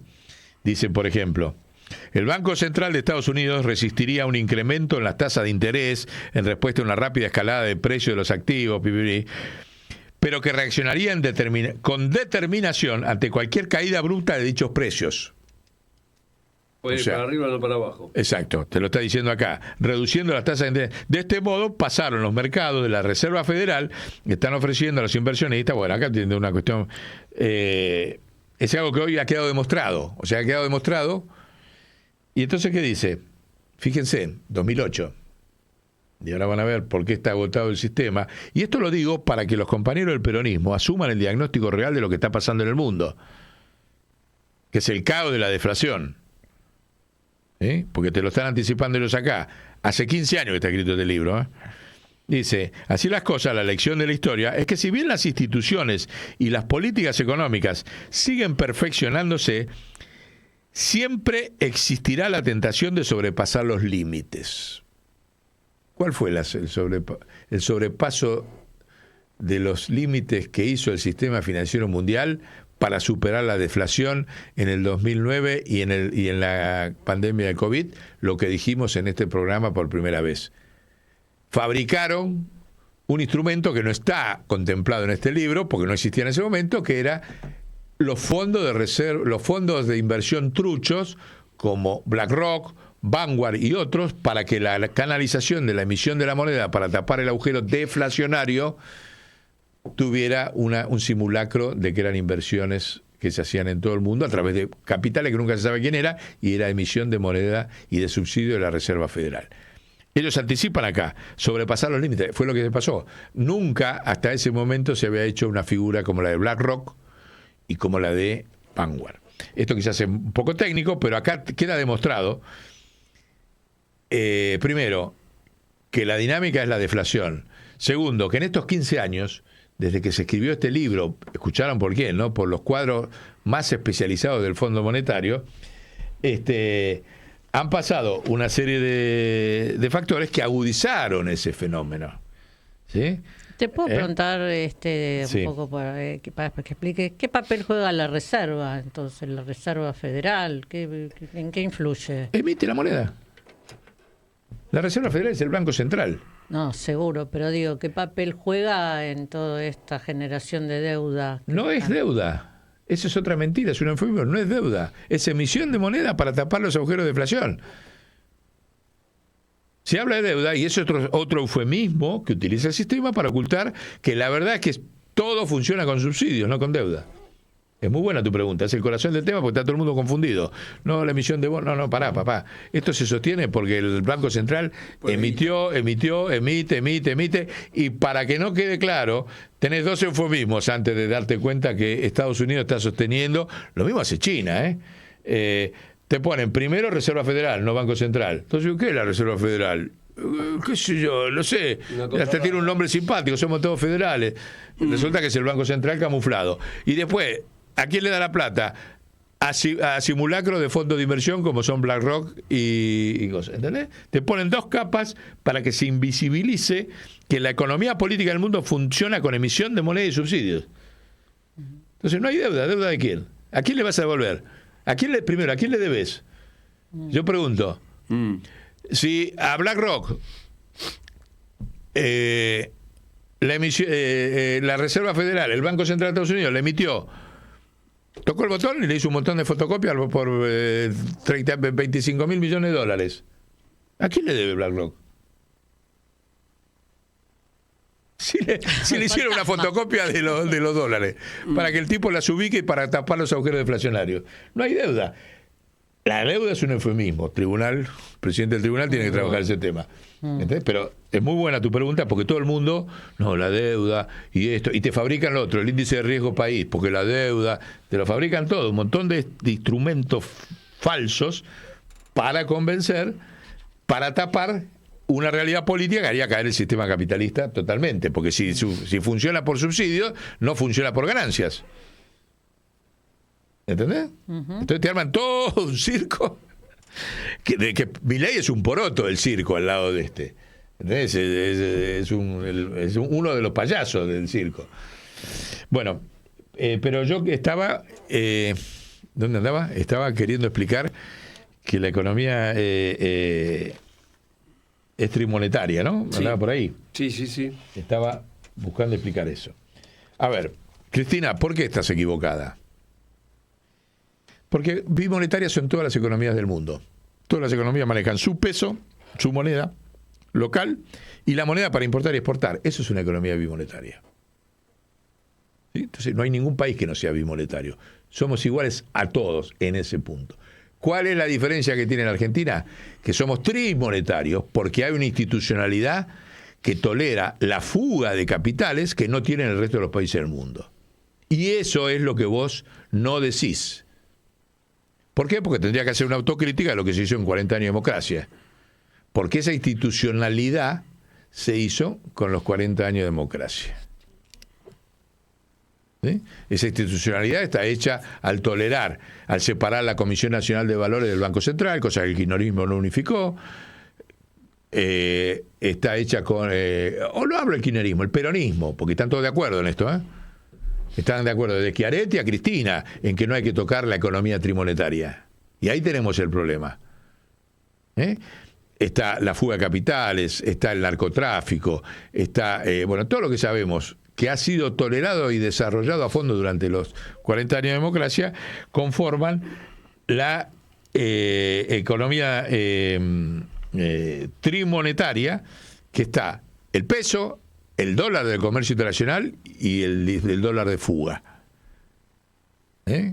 Contado con liquidación. Sí, claro, ahí hay que tocar intereses coloniales. Y bueno, es lo que no hicimos. Por no tocar los intereses coloniales, como sí tocaron el resto de los países, estamos nosotros como estamos acá ahora.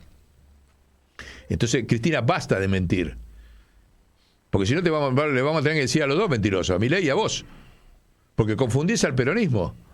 Si vos querés convertirte nuevamente en liderar un proceso político de unificación del peronismo, plantea la realidad de cuál es el diagnóstico, la fuga de capitales y cómo se sale de esa fuga de capitales, que se salve con lo que hizo Perón. No se sale con otra, que no hizo el kirchnerismo. Recuperando la soberanía monetaria, declarando el default, por eso es importante esto, estudiar todos estos libros, porque hay otro elemento que no tenés en cuenta, Cristina, y que no se habla, que es la deflación mundial. ¿Sí? El mundo está en un caos de deflación que hace que todo lo que se hizo hasta ahora en democracia no sirva para nada, incluido lo que hizo el kirchnerismo. Ese caos está producido algunos síntomas. Por ejemplo, esta semana Chile, por primera vez después de 80 años, dejó de producir acero. Cerró y apagó los hornos de acero, despidiendo 3.000 trabajadores de su única fábrica de acero, que la habrían incluso reconvertido en gran parte al cobre. Tampoco pudieron competir ahí, porque no pueden competir. Ahí está, la siderúrgica más grande de Chile cierra por la feroz competencia del acero con China. ¿Está? Por lo que decíamos antes, porque esa acería producía 1 millón de toneladas por año, y a China le sobran 100 millones de toneladas por año. Le subieron los aranceles, trataron de protegerla, nada alcanzó. Nada alcanzó, la tuvieron que cerrar. Vamos a poner otro caso, para que lo vean. Las cerezas. Entonces, está loco, salta del acero a las cerezas. Parece Martín Hidalgo cuando decía acero caramelos. No salto. El último, no saben dónde poner las cerezas en el mundo, de lo que ha crecido la sobreproducción de cerezas. En una década aumentó 62% la producción mundial de cerezas. 62%. Y la población aumentó 0,7%. Mire si ha aumentado la cereza per cápita en el mundo, que aumentó 62% el volumen y 0,7% la población. O sea que aumentó 62 veces la disponibilidad de cereza para poner. Y como eso le puedo poner cualquier otro. Y acá sigue siendo un artículo de lujo. Bueno, Además, eso por los monopolios, la impunidad Además, monopólica en la Argentina es fuera de órbita. Estamos fuera del mundo nosotros, ¿no? Al revés del mundo. Pero ahí tenés acero, cerezas. ¿Quieren hablar de los autos? Vamos a hablar de algo interesante y divertido para que el tema de sobreproducción. Ahí está la cereza, ¿ves? Ahí está, apareció la cereza, muy bien la producción. Así como Martín Hidalgo decía aceros o caramelos es lo mismo, tenía razón. Hoy la deflación es igual para todo, pues igual para el acero, para la cereza, también que lo dijo hace 50 años atrás. ¿Sí? Hoy la deflación y no la asumen. ¿Quieren otro dato? Le lamento decirle que vamos a hablar de 2 datos más ahora, de por qué Vaca Muerta es obsoleta y no va a resolver ninguno de los problemas estructurales de Argentina. Y vamos a ver 2 ejemplos para que lo vean. Y uno es con Cola Pinto y otro es con Vaca Muerta. Cola Pinto, ahí sí lo tenemos por ahí, Cola Pinto, que saben que ha hecho una espectacular carrera en el automovilismo mundial y ahora está en disputa de dónde sigue corriendo el año que viene. Ahí lo tiene al casco. Y el problema central es que Volkswagen, a través de Audi, quiere entrar a la Fórmula 1 para tratar de levantar la crisis de sobreproducción que hay de autos en el mundo, vendiendo más. Entonces, el año que viene, el equipo Sauber, ahí está Cola Pinto, ahora le vamos a dar un dato interesante y le vamos a agradecer muchísimo su contribución a los nuevos paradigmas mundiales. O sea, sin saberlo, pero lo va a entender al toque, Cola Pinto ha hecho una contribución estratégica a los nuevos paradigmas. Pero antes de ir a eso, vamos a esto de la sobreproducción de la Fórmula 1 y Cola Pinto. Cola Pinto, Pirón hizo unas carreras bárbaras, pero no tiene equipo para el año que viene, porque están todos ocupados. Hay un equipo que es el Sauber, que quiere utilizar el motor Audi, que es de Volkswagen, y entrar en la Fórmula 1, que hasta ahora no está, para tratar de vender y frenar la caída de ventas de sobreproducción por la competencia con China. Entonces, para eso, y ahí está Stellantis, que está acá, que son varias, están Peugeot, bueno, hay un montón. Quiere entrar ahí para aumentar las ventas y a la vez cerrar la mitad de las plantas. Con lo cual los trabajadores en Europa de Audi están en lucha, movilizándose en Bélgica y otros lugares para evitar el cierre, y a su vez putean, dicen, ¿cómo van a cerrar la planta nuestra y van a entrar a gastar la planta dentro de la Fórmula 1? O sea, la liga Cola Pinto. Y a su vez Sauber quiere hacerle un contrato a Cola Pinto por 4 años para que corra en la Fórmula 1 y sea el gran motor del desarrollo de Audi, que nunca corrió en Fórmula 1, dentro de la Fórmula 1. Algo muy parecido o igual a lo que fue cuando Senna desarrolló el motor Honda. Los japoneses no habían entrado a la Fórmula 1 y Senna, con el McLaren Honda, desarrolla la tecnología junto con la fábrica japonesa y lo lleva a los 3 campeonatos del mundo. Lo mismo le están planteando que haga Cola Pinto con Saudi. En el medio de la lucha de los obreros para que no le cierren la fábrica. En el medio de la sobreproducción de China que está destruyendo la industria automotriz. ¿Se dan cuenta cómo? Ahí sí, tiene razón Cristina, todo se junta con todo, incluso Cola Pinto. Fíjense. A ver si aprendemos. Lo digo como táctica pedagógica de comprender de que la deflación es el principal problema que tienen que enfrentar los argentinos. ¿Sí? Y si quieren algún ejemplo, todos los que dicen que Vaca Muerta nos va a salvar, ahí tenemos un video. Nosotros hace 10 años dijimos que Vaca Muerta era obsoleta. ¿Sí? hicimos, cuando estuvimos en la Feria de Industria de Quilmes, como secretario de Desarrollo, hicimos un stand donde, gracias al aporte de José Luis, le dijimos, ¿me traes un esqueleto de una vaca muerta del campo? Y pusimos, ahí está, déjalo, que se va viendo, paralo cuando llega el esqueleto. Y explicamos ahí de por qué Vaca Muerta era obsoleta, porque no podía competir con las energías renovables. Lo dijimos hace 10 años atrás, entre un conjunto de motivos. ¿Sí? Ahí está la inauguración, está el Barba, vino el secretario de Industria, de Nación, todo. Hay un oyente que nos preguntaba quién es el Barba. El Barba Gutiérrez. El Barba Gutiérrez. Casi me peleé yo con el intendente porque nosotros hicimos el stand como se nos cantó a nosotros, que se imagina lo que era poner un esqueleto, una vaca muerta. Y decir que era una... Le estaba diciendo, el paradigma, no, mentira. La verdad es esta, esto no sirve, vaca muerta no sirve. La realidad hoy es que vaca muerta no funciona hoy sin los subsidios del Estado. Eso que Milei está recortando a todo el mundo, porque la caída del precio del petróleo a $50 ya esa pérdida en vaca muerta. Y la prueba está, ahí está el stand, ¿ven? Ahí se ve, ahí está. Ahí paralo un cachito, ahí si puedes pararlo.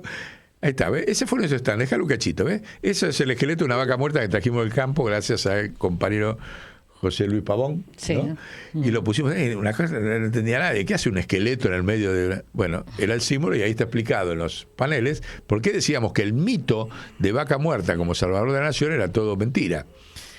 Y hoy, después de 10 años, es peor. Fíjense, la ESO, la principal empresa yanqui de petróleo, está buscando regalar las áreas que tiene Vaca Muerta. Hoy. Empezó pidiendo $2.000 millones. Ya bajó a 1.000. Y ahora le dicen, bueno, te la pago en 1.000, pero con lo que saquen el petróleo de los próximos 10 años. Se va, la ESO. Se acaba de ir los alemanes con la Wintershall. Se van de Vaca Muerta. ¿Saben por qué? Porque ellos saben que el barril de petróleo no sube de los $50 y a eso hay que agregarle el flete. Y Vaca Muerta tiene 2 fletes, porque está en el medio del desierto, tiene que ir hasta el puerto y de ahí el flete internacional. Con lo cual es en rojo. Por eso la ESO abandona Vaca Muerta. Entre todas las empresas que están abandonando la Argentina, producto de la política de Milei, está la ESO esta semana. ¿Se dan cuenta? Entonces, las energías renovables cada vez son más baratas respecto de respecto a Vaca Muerta, y Vaca Muerta cada vez es más cara. Porque encima, cada vez es más complejo, como Vaca Muerta funciona con el agua para el fracking, ese proceso de sacar el agua con el fracking está sometido a los precios monopólicos de la Argentina, de las empresas monopólicas que le hacen cada vez más caro el agua. La ESO se va por el agua, porque el costo del fracking para sacar en Vaca Muerta no compensa, y entonces, claro, se van. 7 áreas, la principal empresa de Estados Unidos. Entonces, basta, por favor, a toda la supuesta inteligencia del peronismo de la cámpora que manejó la Secretaría de Energía como un desastre durante los 20 años, de seguir planteando la falacia de Vaca Muerta como salvadora a futuro de la Argentina. Porque va a ser más los subsidios que le tenés que dar que los supuestos dólares que te va a dar.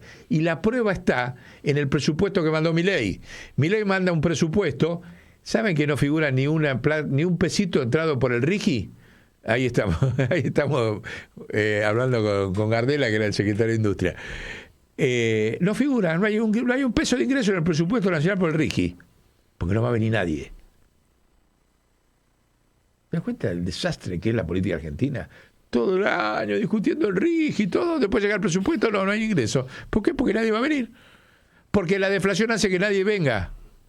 Entonces, o el peronismo entiende que tiene que enfrentar el desafío de la deflación mundial con una transformación del Banco Central, o va a seguir haciendo sapo.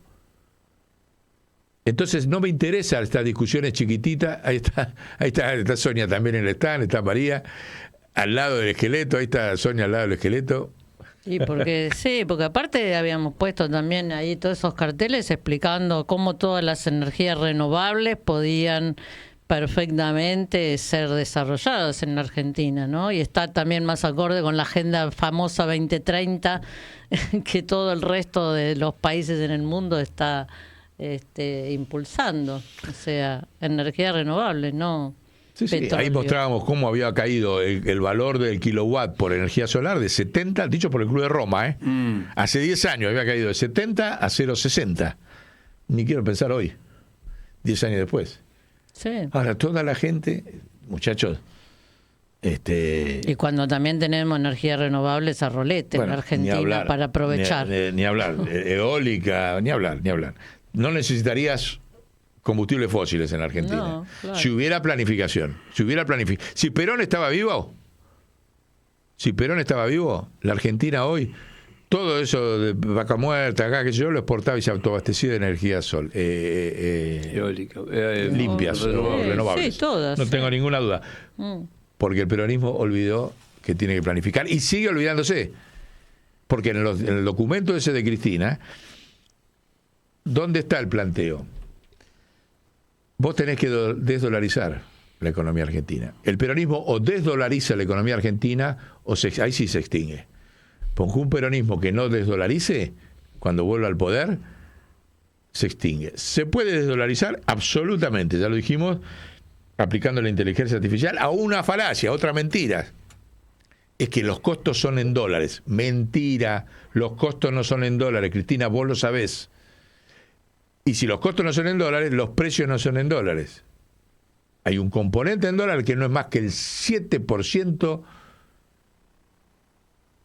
de los costos en dólares. El 93% de los costos industriales son en pesos.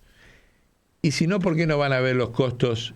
¿Saben lo que cuesta un medicamento? Ya que estamos hablando del desastre de los medicamentos que le sacan a los jubilados y todo. ¿Saben cuál es el costo real de producir un medicamento? El 7% del precio de venta. O sea que el 93% es ganancia monopólica.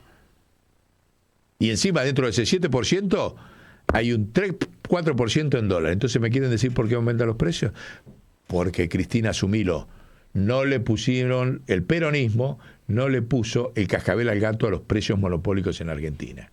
Y el cascabel al gato se lo pones desdolarizándolo y no va a quedar otro camino. Esto ya no es ideológico, no es un tema que me quiero pelear con las empresas extranjeras, no. Porque te peleas con el pueblo, porque si no le bajas los precios al pueblo, el pueblo te pasa por arriba, que es lo que está haciendo.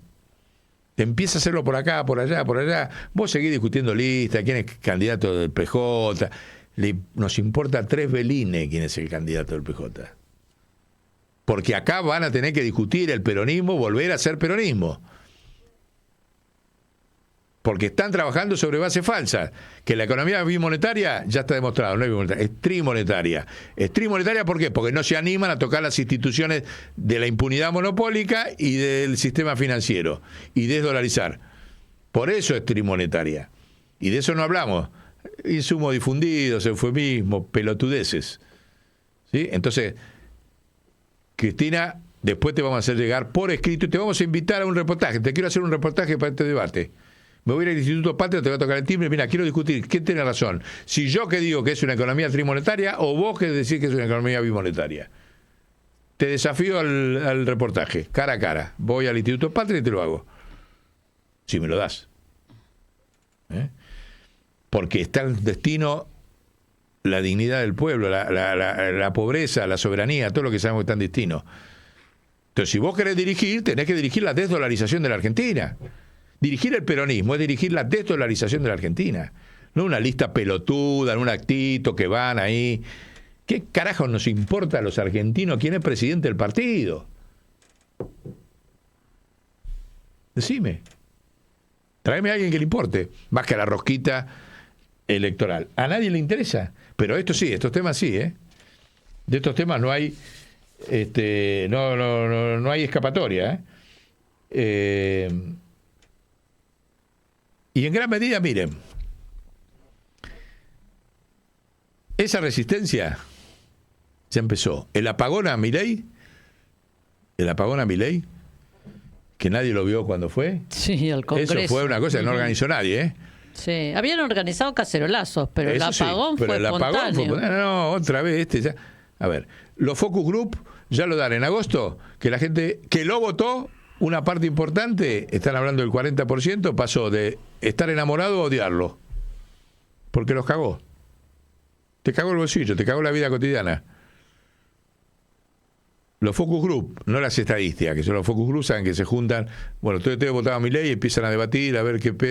Bueno, hace unos meses todos estaban en la cuestión, aquí dale tiempo, aquí dale tiempo. Bueno, ahora el 40% ya no le da tiempo, se da cuenta que lo estafó. Las elecciones en las universidades, que están totalmente afuera, no hay un liberal en una facultad, que ganaron todos los centros de estudiantes. El Papa que no viene. Hablé con el Papa y me lo dijo: Guillermo, no voy porque yo le dije a los argentinos que hicieran lío y no hicieron lío. Entonces el Papa está en la resistencia y no viene a Argentina, y van todos, viste, cada semana va uno ahí a llorarle para que venga y no va a venir. ¿Por qué? Porque los argentinos no cumplieron, no hicieron lío. Hace 10 años que nos convocó el Papa a hacer lío y no hicimos ninguno. Ahí tenés el resultado, Milei presidente. Lío es reformar la ley de identidad financiera de la dictadura, ¿eh? Lío es investigar la deuda externa. Lío es desdolarizar la economía. No lo hicieron, no voy. ¿Qué va a venir? ¿A legitimar esto? ¿A legitimar la colonia? No viene. Eso es una actitud de resistencia también, ¿eh? Igual que la de Charly García con el disco. Igual que la de Charly García. Fíjate ahí que tenemos porque no hizo lío nadie, no hizo lío la iglesia. ¿Qué lío hizo la iglesia? Decime. Tenés un jefe que te dice hacer lío y vos no haces nada. Vas y le bendecís el despacho a la Villarroel. ¿Eso es lío? ¿O es antilío? Bueno, el peronismo ya lo vimos.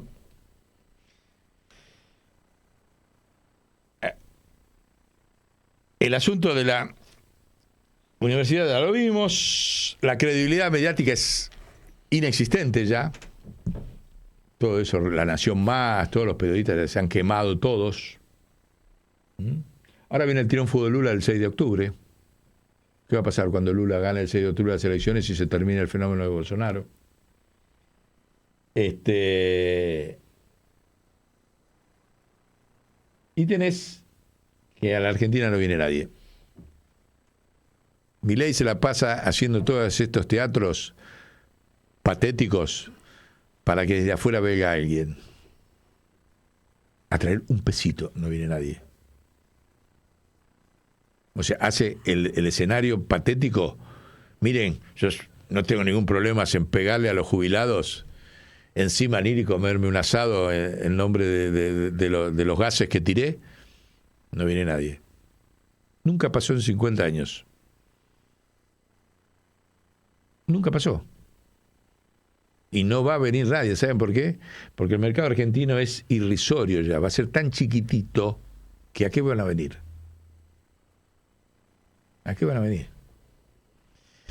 Entonces, el pueblo va a usar los símbolos del peronismo para sacarse de encima a Milei. Ese proceso ya empezó. Ahora, lamentablemente, no hay ningún peronista que esté planteando un diagnóstico nacional. Mejor dicho, un diagnóstico peronista. Pues ninguno de los diagnósticos que se hacen en nombre del peronismo es peronista. Ninguno.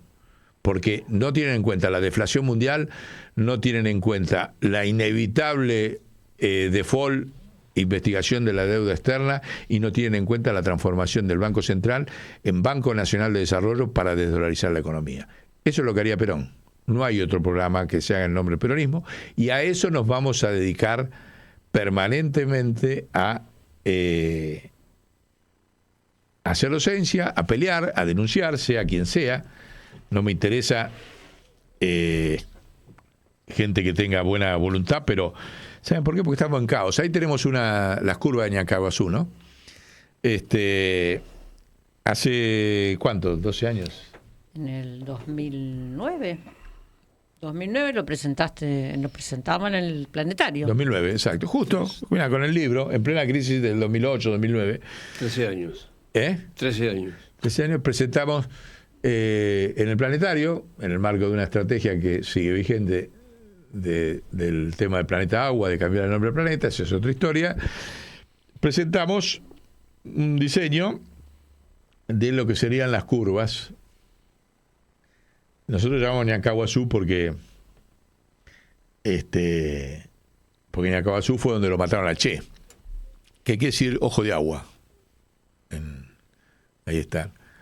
Y que planteaban las curvas, o sea, ¿qué planteaba el Che? El Che decía, en su pronóstico de por qué se caía la Unión Soviética, dice, porque no hay un desarrollo de la conciencia igual al desarrollo de la tecnología y las fuerzas productivas. Entonces se va a caer. Así de sencillo lo decía el Che. Y lo graficaba con dos curvas que iban abriéndose. ¿Sí?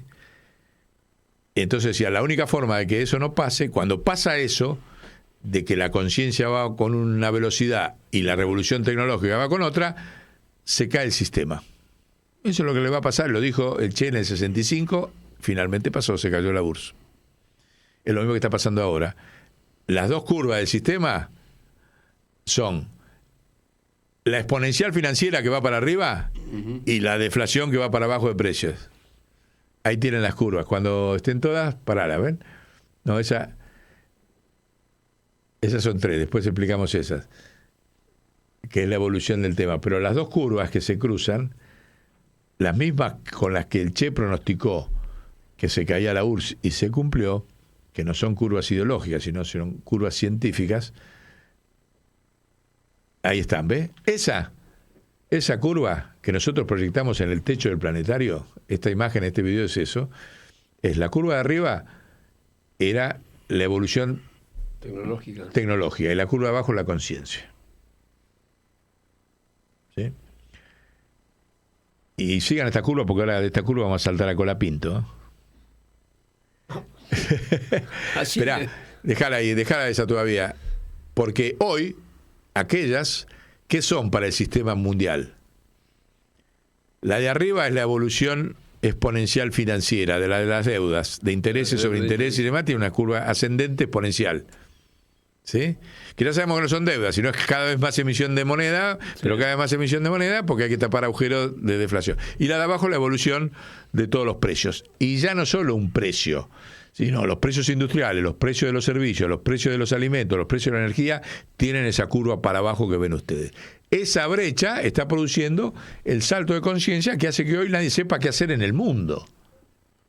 Es lo mismo que planteó el Che para el sistema de la Unión Soviética, hoy es universal y implica, dice, la única forma, del Che decía, es, pongamos la curva donde se cruzan las dos, ahí está.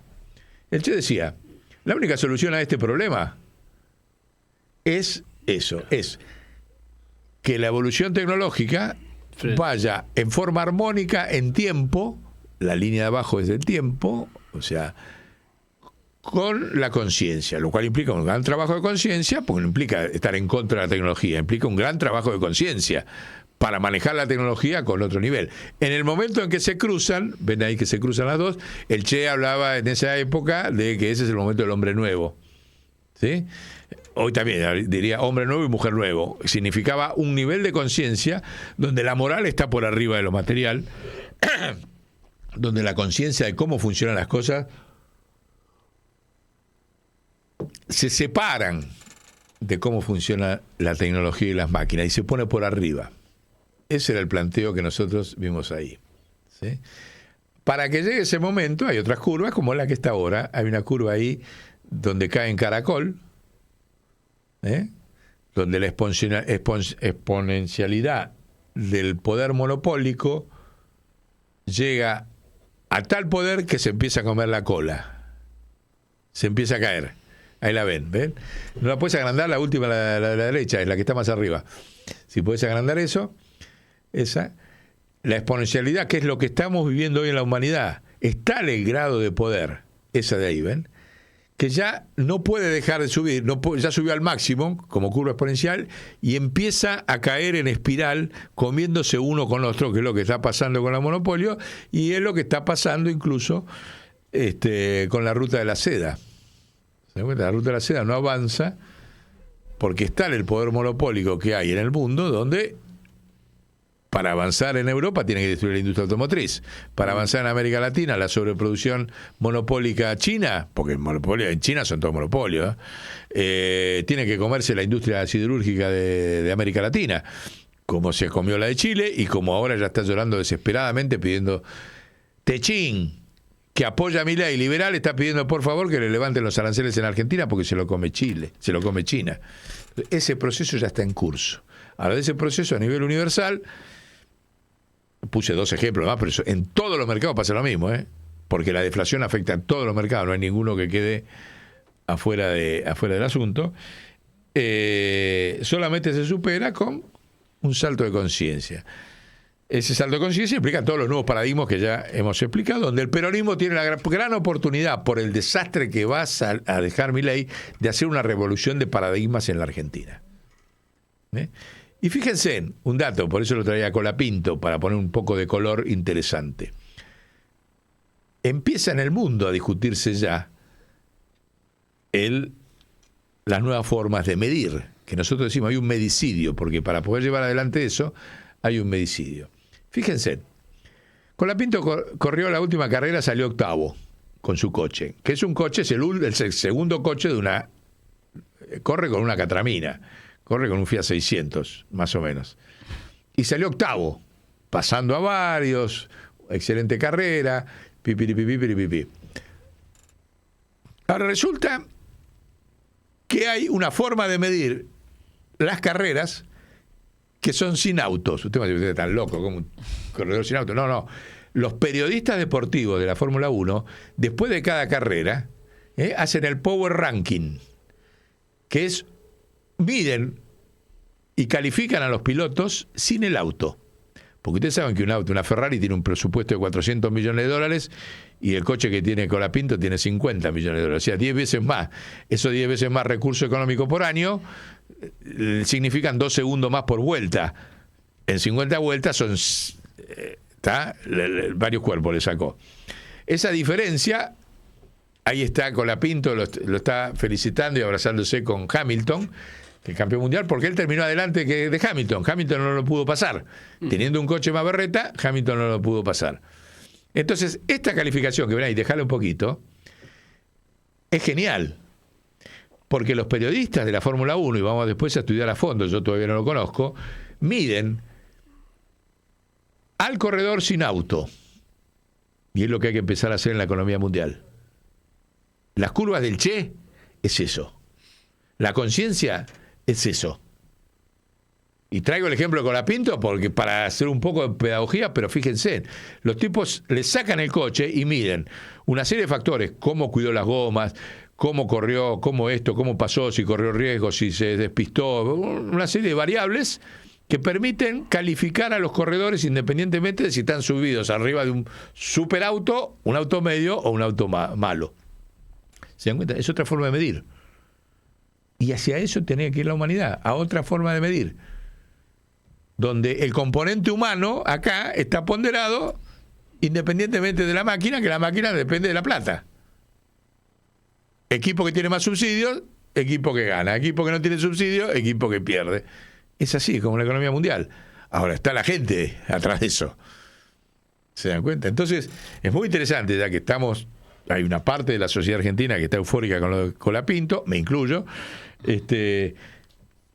para que veamos que estamos ante una crisis de medición y que hay que empezar a elaborar nueva forma de medición, como lo hicimos nosotros cuando planteamos lo de la partida cuádruple, planteamos la revolución el peronismo tiene la gran oportunidad de volver a ser revolucionario por la crisis que va a dejar Milei. No podemos, Cristina, seguir con tu cantinela de ser pagadores seriales.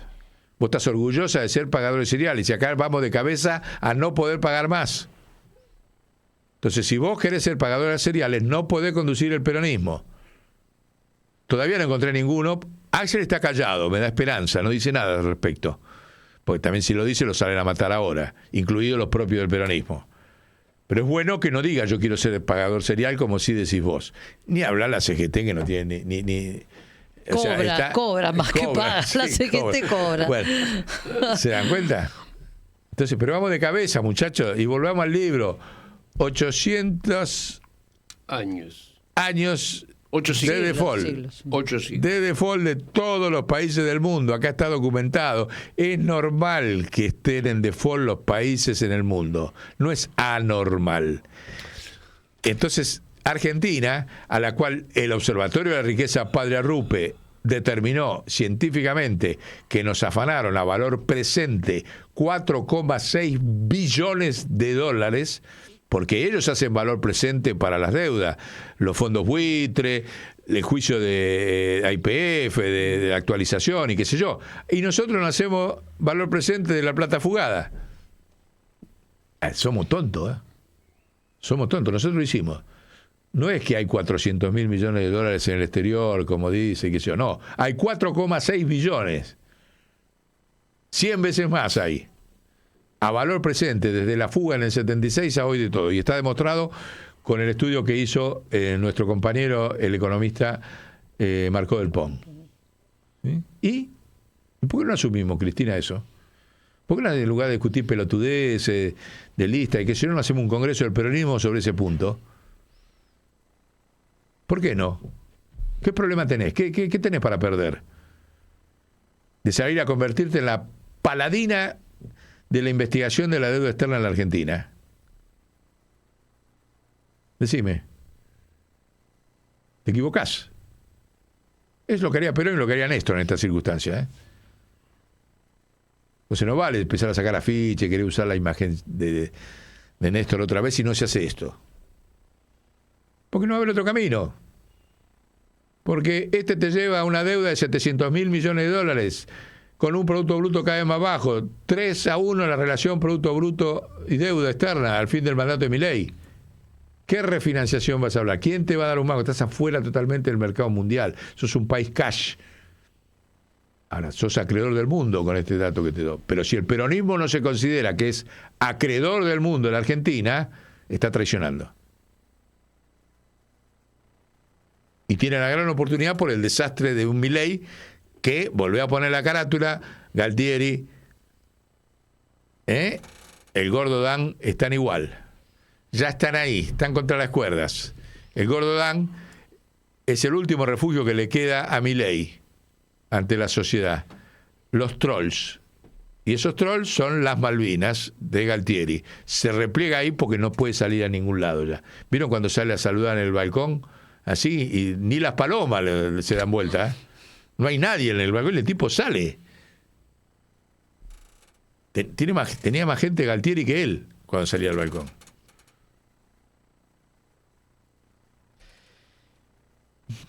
Bueno, ahí, ¿qué tenemos? Nada más, tenemos a Charlie. A ver, termina con Charlie, con el escorpión. Claro, sí. Claro, se merece, ahí, se merece. porque encima, la carátula de la logia del escorpión es también en el universo, así como nosotros dibujamos la constelación de Neancahuazú. En las constelaciones tenemos otro punto de coincidencia con Charlie, la carátula, la tapa del long play, ahí lo tienen, ¿ves? La tapa del long play, como se decía en nuestra época, hoy no sé cómo dicen los chicos. Vuelven. Sí. Es la constelación del escorpión, donde nosotros dibujamos la constelación de Neancahuazú con las curvas esas de conciencia que acabamos de plantear. Así que tenemos otro punto de coincidencia más ahí con el amigo Charlie García. Charlie, ídolo total. Prócer. La cultura, otra manifestación de la cultura al frente de la vanguardia. 11 de septiembre, Día del Maestro, Día del Golpe de Allende en Chile, el tipo elige sacar el libro, a pesar que todo el mundo lo daba a Charlie por terminado. Sí. Así que... Ahí apareció de nuevo. El héroe. Ese sí que es héroe. Claro. Héroe, no prócer. Está porque bueno, prócer es el que está adelante. Prócer puede ser, no sé. ¿Cómo es eso? Claro, el prócer es el que procede, el que está antes. Ajá. En tanto que el héroe es el que levanta el valor moral. El prócer es una cuestión temporal. Bueno, que sea un héroe colectivo entonces, ¿no? Así como Bueno, la fíjate, ahí inteligencia está, colectiva. sí, con 4 ahí que ¿no? lo ayudaron. Necesitamos una inteligencia. Porque en el estado de salud que está, Charlie no está bien. Pero en el estado de Sí, salud pero que igual, sí, grabó todos los sí, instrumentos. grabó todo, él. compuso letras. Perdón, otra aclaración. Sí. Charlie está enfermo, pero está con un excelente estado de salud. Ujú. Es Charlie está cierto. enfermo, pero con un excelente estado de salud. Porque plantea el tema de la salvación en grupo. Claro, ahí pongamos la foto donde está Charlie con los 4. Tenés razón, es muy buena la tuya. Sí, sí. Muy buena la tuya. Ahí está. Y sigue creando. Y sigue creando, ahí está con toda la banda de atorrantes que sigue. Miren la cara de él, aparte. Pícaro, esa cosa pícara que tiene naturalmente, y bueno, ahí está. Y bueno, ¿qué más? ¿Algo más? No, nos despedimos. ¿Nos vemos? Nos despedimos entonces escuchando a Carlitos García. A Charlie. Sí, sí. Chau, chau.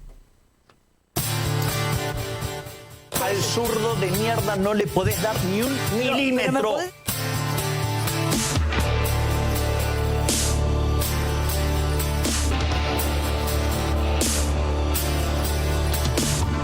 Tengo miedo de América, tengo miedo de aquí, tengo miedo de prédicas, miedo de ir y venir. Tengo miedo de América. Hemos perdido todas las condiciones de dignidad, ni un regalo a los nietos le podés hacer. Tengo miedo de réplicas que nos saquen de aquí. Valle del futuro es un oscuro callejón.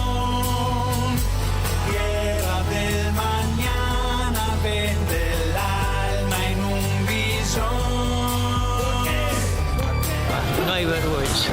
La jubilación es una vergüenza. No tenemos remedios gratis. Tengo miedo de América, aunque digan que sí. Lo que muestran no es la verdad, eso ya lo aprendí. Tengo miedo de ir a París, tengo miedo del fin, tengo miedo de mi TV, miedo de ser feliz. Silicón, sin perdón, compasión, sin amor.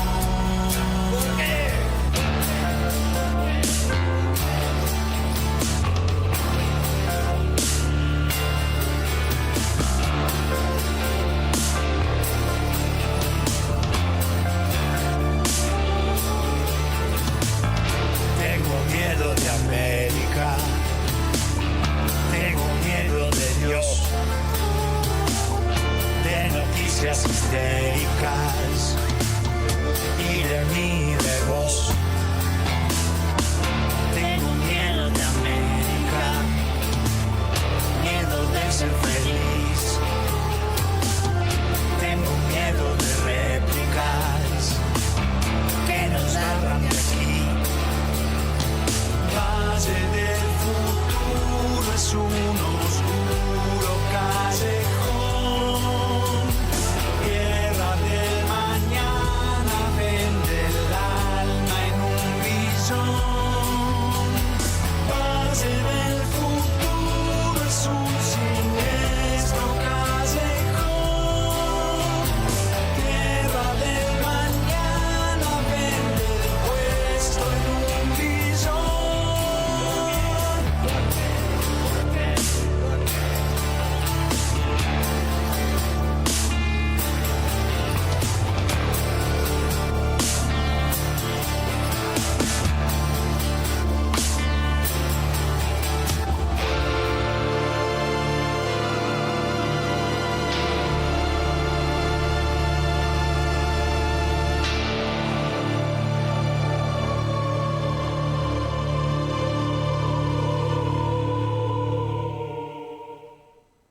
Cambiale la yerba al mate.